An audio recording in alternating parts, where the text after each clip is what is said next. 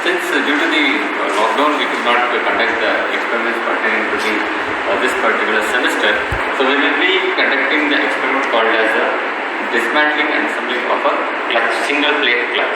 So what is the aim of the experiment? The aim of the experiment is to determine and dismantle and assemble the single plate clutch and take down the various readings pertaining to what are the pertaining to the single plate clutch. So to start with, we require following components. The components required here is a single plate clutch, first and foremost thing.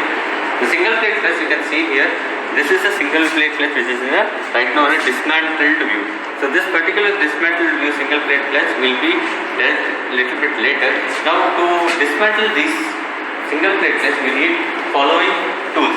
This is the tools required. This is your socket box. We are using the various sockets, and this is the vernier caliper.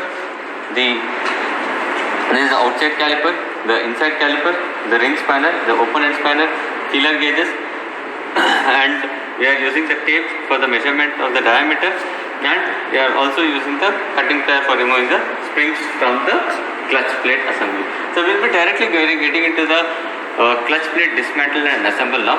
So when coming to the dismantle, this is the dismantle view. What are the components? Let us just see what are the various components of the single plate clutch. So this is the basic and the very important component called as a friction plate.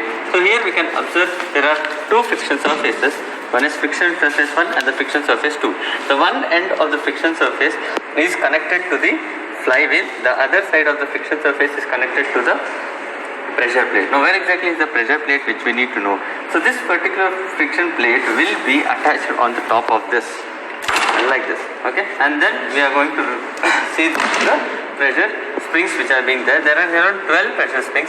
Now this particular clutch plate is nothing but Ashok Leyland's clutch plate, and this is your pressure. These are the various springs which are being provided onto your single plate clutch. So here we can see the pressure which is being applied here. So you can see here the pressure which is being applied here due to the when you press the clutch pedal, we can see this particular pressure plate is applying the force, and this force is responsible for the springs to get compressed, and this compression will actually engage and disengage the overall clutch assembly. Then comes the how exactly this pressure plate is being engaged and disengaged is when you apply the pressure onto the clutch pedal. So there's a huge amount of force which is coming onto the pedal, and this particular pedal will make the pressure applied onto this particular plate, and this moves in this particular direction, and due to the continuous rotation, this engages the springs which are being mounted here, gets engages and disengages onto the friction plate assembly.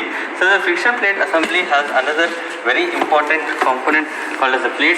Here just observe, these are the grooves which are being provided, and the springs goes and to these grooves, and the complete friction pressure plate assembly is being put up onto this particular slot. So we are having totally 12 springs here. So the compression of these springs is also responsible, and we have come out with a concept called as an axial loads which is being acting onto this particular springs. So we are considering the decrease in the load to the axial load which is being there, and this is responsible for the amount of stiffness or the compression which is happening for the springs here. So the number of springs is being considered for the calculating the spring compression.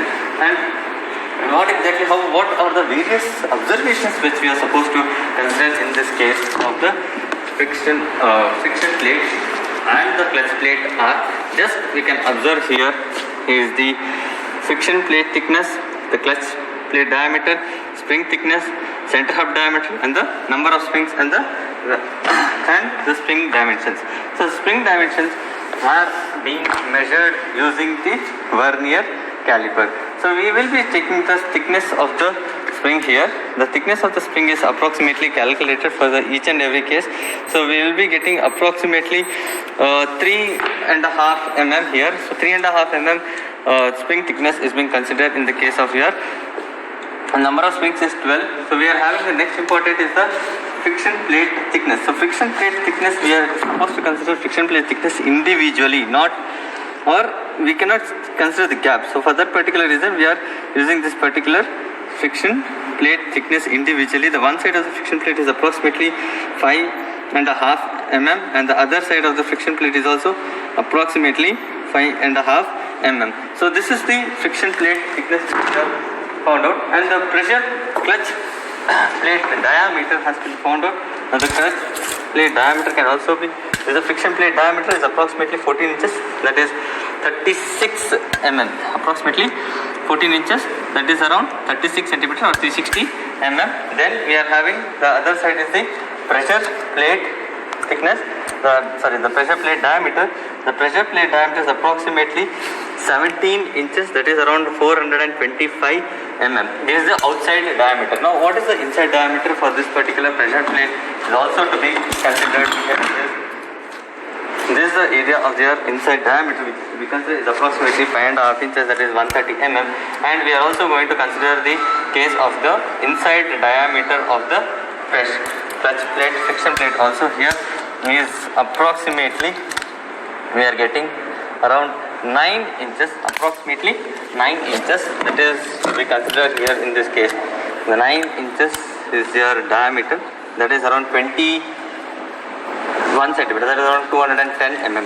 So this is the inside and the outside diameter of the given surface. So with this particular measurements, we are going to take up this particular case, and the center hub diameter is also being considered.